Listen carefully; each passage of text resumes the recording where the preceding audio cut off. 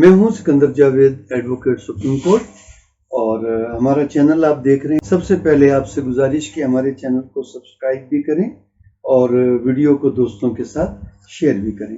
آج ہم جو ٹاپک ریکارڈ کریں گے وہ ہے چارج کیا ہوتا ہے فوجداری وکالت میں، جس کو فرد جرم کہتے ہیں۔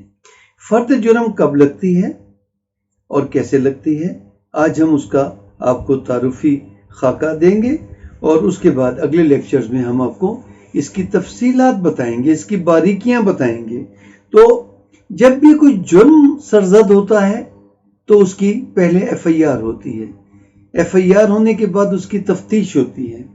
تفتیش میں جو ہے پولیس تمام ایویڈنس اکٹھی کرتی ہے، اور کلیکشن آف ایویڈنس کے بعد پھر رپورٹ انڈر سیکشن 173 عدالت میں سبمٹ کرواتی ہے۔ جب چلان عدالت میں آ جاتا ہے تو عدالت چلان کو ملاحظہ کرتی ہے، چیک کرتی ہے، اور اس کے بعد وہ ملزمان کو تمام ضروری ڈاکومنٹس جو ہیں وہ 265C کے تحت، CRPC کے تحت ملزمان کو دیتے ہیں، جس میں گواہان کے بیان جو 161 کے تحت تفتیش میں لکھے گئے تھے، اور باقی اگر کوئی ضروری ڈاکومنٹس ہیں وہ ان کو دیتی ہے۔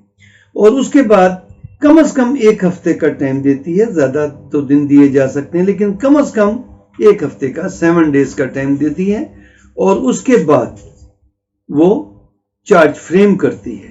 دیکھیں، چارج کو کرمنل میں چارج کی پروویژن ہے ٹرائل میں، اور سیول میں اس کا متبادل ہے کہ جب ہم ایشو فریم کرتے ہیں تو اس کے بعد پھر ایشو فریم کہ یہ پوائنٹس لیگل یا فیکچول طے کریں گے، جبکہ فوجداری وکالت میں چارج فریم کرتے ہیں کہ ملزمان کے خلاف یہ ایلیگیشنز ہیں اور وہ ان دفعات کے زمرے میں آتے ہیں۔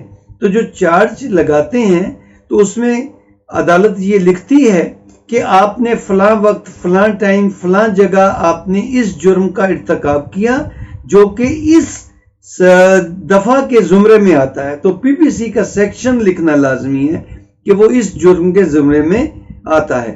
پھر اس کے بعد پھر اگلا جرم جو کرتے ہیں، اگر ایک ہی جرم ہے تو ایک ہی جرم کا چارج لگے گا، اگر ایک سے زیادہ جرم ہے کہ اس نے کسی کو قتل بھی کیا ہے اور اسی اکرنس میں کچھ جو ہیں گواہان زخمی بھی ہوئے ہیں اور انہوں نے ڈکیتی بھی کی ہے، تو پھر 302 کا بھی چارج لگے گا، 324 کا بھی چارج لگے گا، اور ڈکیتی یا چوری کا بھی چارج لگے گا۔ تو یہ الگ الگ ورڈنگ ایک ہی رہے، مطلب وہ سیکوینس ایک ہی رہے گا، لیکن چارج الگ الگ وہ ڈیفائن کریں گے۔ آپ نے فلاں وقت میں باقی ملزموں سے مل کے یا اکیلے فلاں وقت میں آپ نے فلاں شخص کا قتل کیا جو کہ 302 کے زمرے میں آتا ہے۔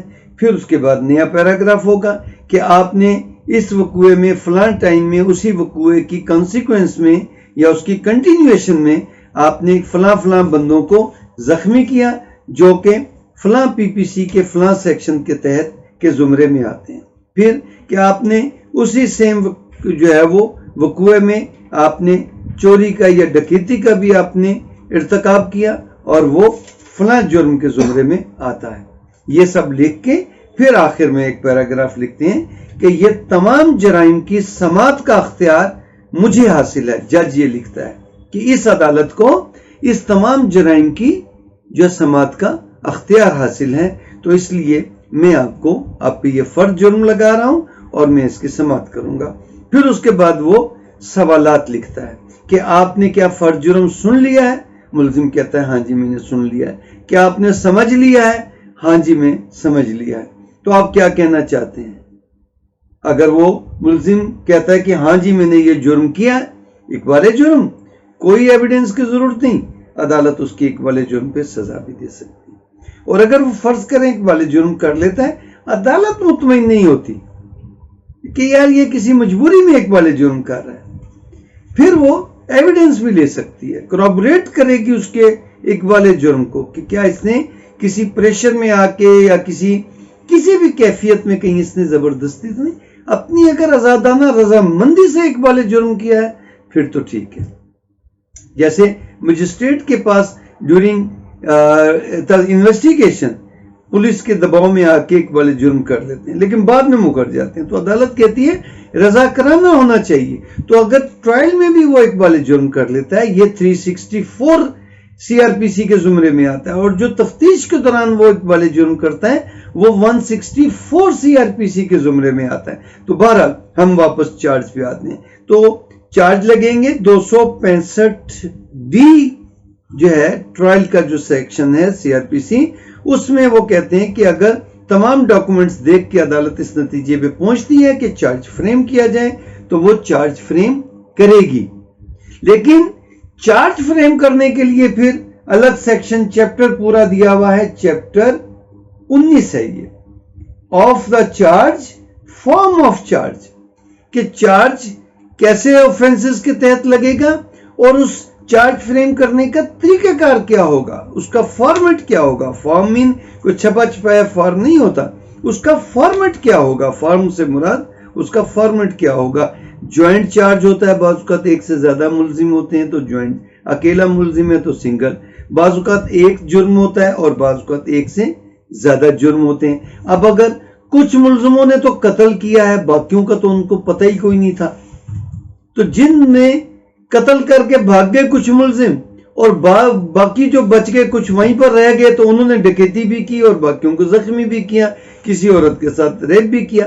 तो जिन्होंने कत्ल किया मिलके उनकी हद तक कत्ल का होगा, और जिन्होंने कत्ल नहीं किया और रेप किया है तो फिर अगले पैराग्राफ में उन मुलजिमों का होगा यू फला फला फला फला मुलजिम, और जो कत्ल में यू फला फला फला मुलजिम आपने ये इर्तिकाब किया। तो इसका फॉर्मेट क्या होगा, फिर इसकी कानूनी हैसियत क्या होगी, क्या अगर ड्यूरिंग प्रोसीडिंग क्या चार्ज में अमेंडमेंट भी हो सकती है, अल्ट्रेशन भी हो सकती है, और अगर चार्ज डिफेक्टिव हो तो उसकी क्या इफेक्ट होगा सजा के वक्त, फैसले के वक्त। और अगर सजा चार्ज किसी एक जुर्म का लगाया गया है लेकिन एविडेंस में बनता है कोई और जुर्म है, तो चार्ज तब्दील करना पड़ेगा या बगैर तब्दील किए भी अदालत सजा दे सकती है। तो ये चार्ज का पूरा चैप्टर है, कोई एक सेक्शन नहीं है। तो इसकी हम बारीकियों में जाएंगे। तो प्रेमा फेसाई हम इसको कंक्लूड करते हैं कि जब भी किसी जुर्म का इर्तिकाब होता है उसकी तफ्तीश होती है, उसका अदालत में चलान आ जाता है, चलान देख के अदालत इस नतीजे पे पहुंचती है कि चार्ज फ्रेम होना चाहिए। अगर वो समझती है कि इसके खिलाफ कोई मवाद नहीं है तो वो चार्ज फ्रेम नहीं करेगी, फिर वो 265 के तहत उस मुलजिमों को डिस्चार्ज करे, एक्यूट करे, फारिग करे, वो एक अलग चीज है। तो आपको हमारा ये लेक्चर कैसा लगा अपना कमेंट जरूर कीजिएगा, और आखिर में रिक्वेस्ट कि हमारे चैनल को सब्सक्राइब करें और इस वीडियो को अपने दोस्तों के साथ शेयर करें।